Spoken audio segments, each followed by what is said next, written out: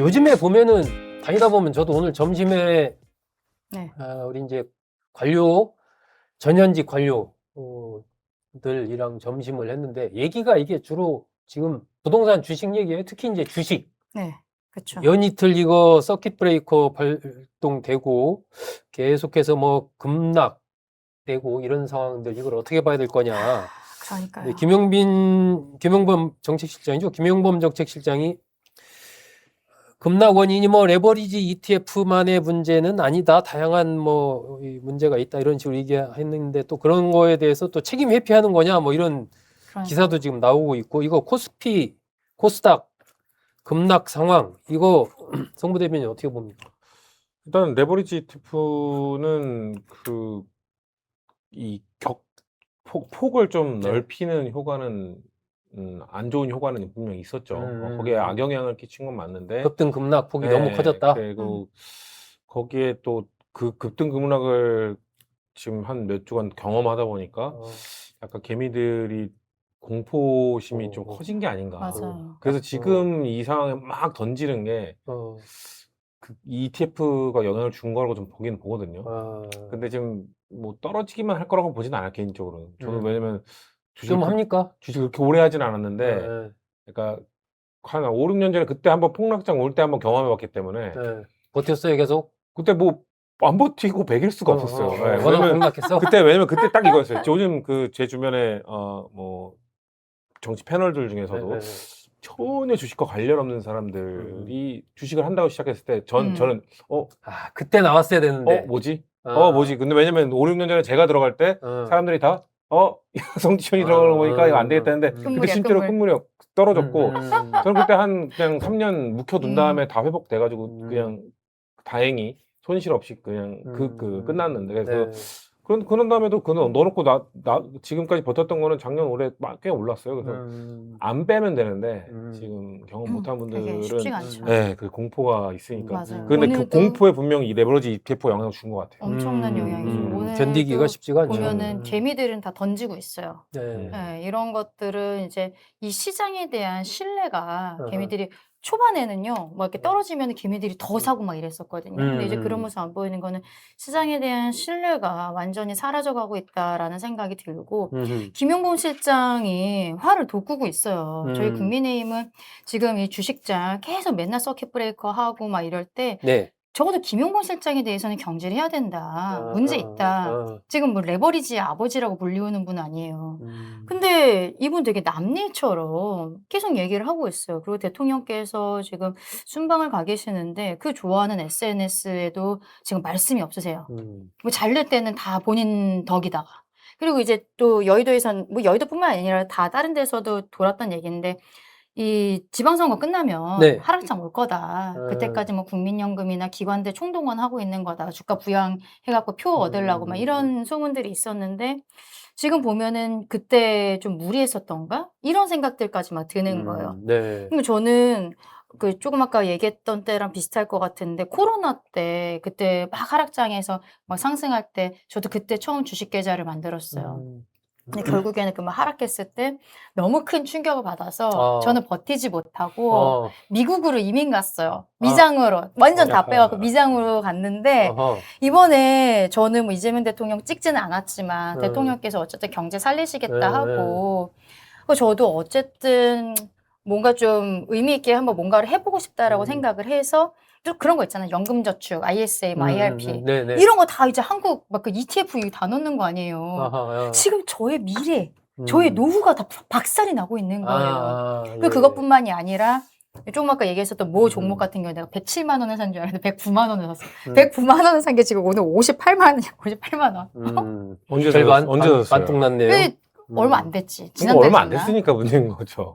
근데 지금 이게 문제가 한 달 사이에 막 30몇 % 빠지고 막 이런 거잖아요. 네. 이틀려서 서킷 브레이크 나는 거 우리 대한민국 그 증시 역사상 처음 있는 일이라는데 근데 정부에서 막 무정부 상태냐는 얘기가 나오는 거야. 네. 너무 별 얘기가 없고 레버리지에 대해서도 뭐 3천만 원으로 강화하겠다 뭐 어쩌고 이런 거 의미 없다. 그래서 처음에 만들 때부터 전문가들이 문제 제기를 했었던 건데 이 정부가 뭐 우리 뭐 이따가 얘기하는 뭐 대통령 헌법 개정 뭐 연임 뭐 이런 것들도 있겠습니다만 그래도 이재명 대통령에 대해서 뉴 이재명이라는 그룹이 붙었던 거는 뭐 사법 리스크는 뭐네 해도 우리 좀 먹고 살 수 있게 좀 경제는 활성화시켜 주겠구나라는 약간 그런 믿음들 네. 이런 것들이 있었던 거잖아요.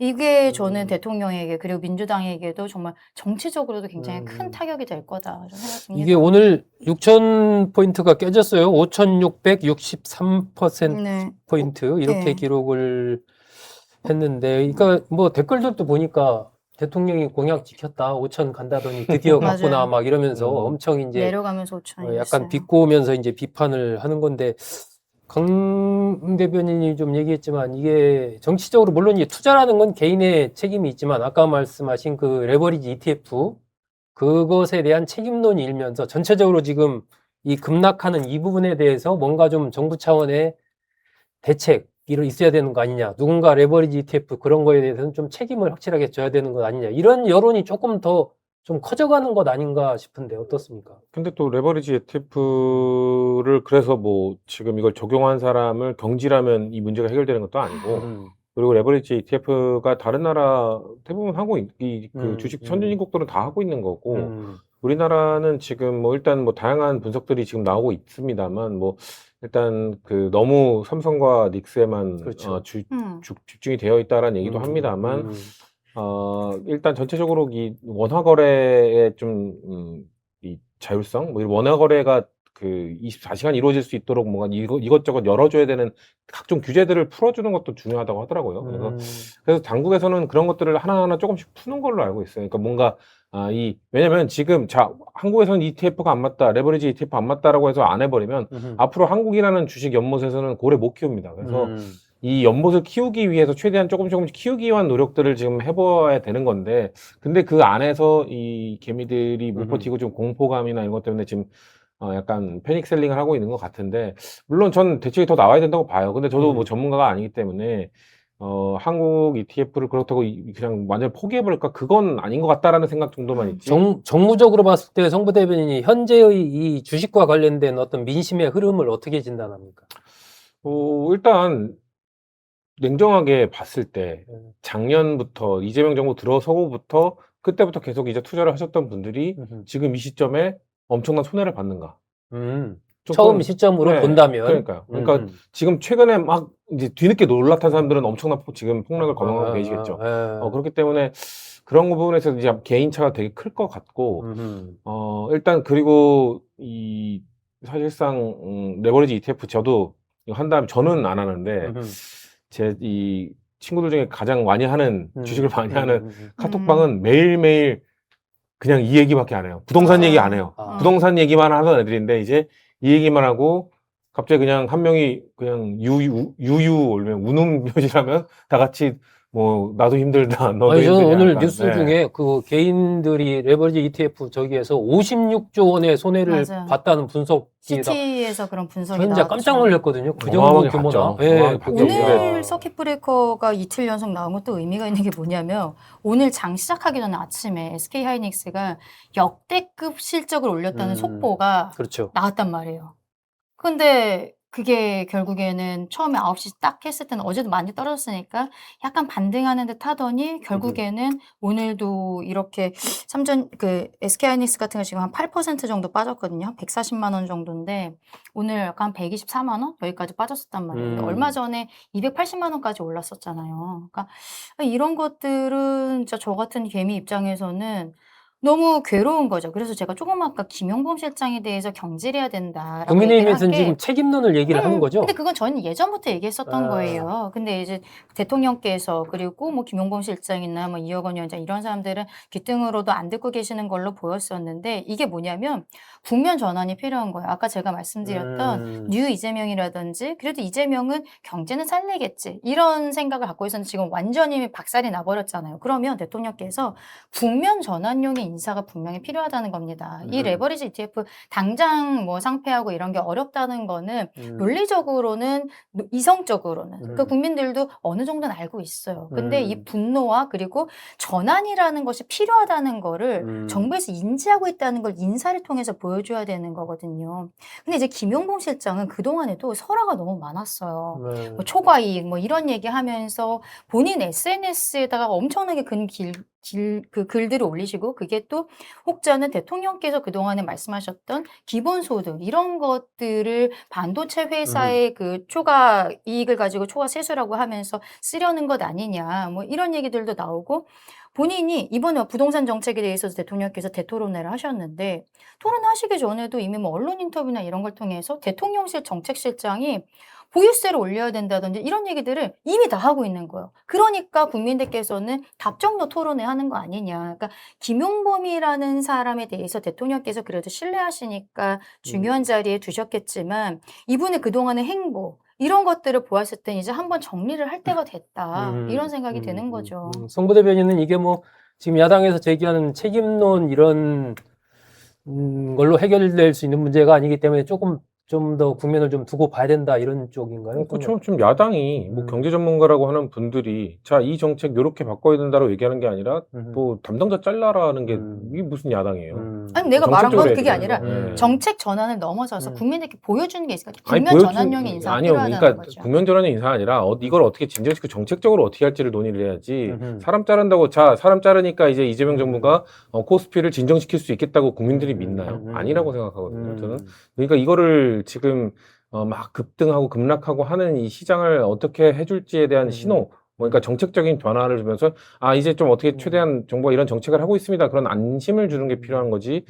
뭐 야 이제 김용범이 나갔다 코스피 오르겠다라고 생각하는 사람은 좀 없을 거라고 보거든요. 그렇기 때문에 김용범 실장의 설화 이거는 저도 있었다고 보고 좀 뭐 예를 들면 유튜브 방송 같은 데 나가서 그 레거시 미디어를 안 나가고 그런 데만 나가는 건 전 계속 하지 말라고 얘기를 하잖아요. 그러니까 그런 것들은 좀 정책실장으로서의 뭔가 무게감이나 발언의 무게감 이런 것들을 좀 못 지키고 있다는 생각은 저도 있습니다만 이 코스피 관련돼서는 자 이랬으니까 나가라 보다는 이거 이후에 좀 적당한 시기에 그때까지 했던 걸 종합적으로 평가해서 인사하는 게 좀 맞다고 봅니다. 일단 이 현재 급등락 반복하는 이 증시 상황에 대해서는 뭔가 정책적인 변화는 좀 필요하다. 필요한 것 같아요. 네. 그 구체적인 것은 어쨌든 당국에서 전문가가 하셔야죠. 전문가들이 네.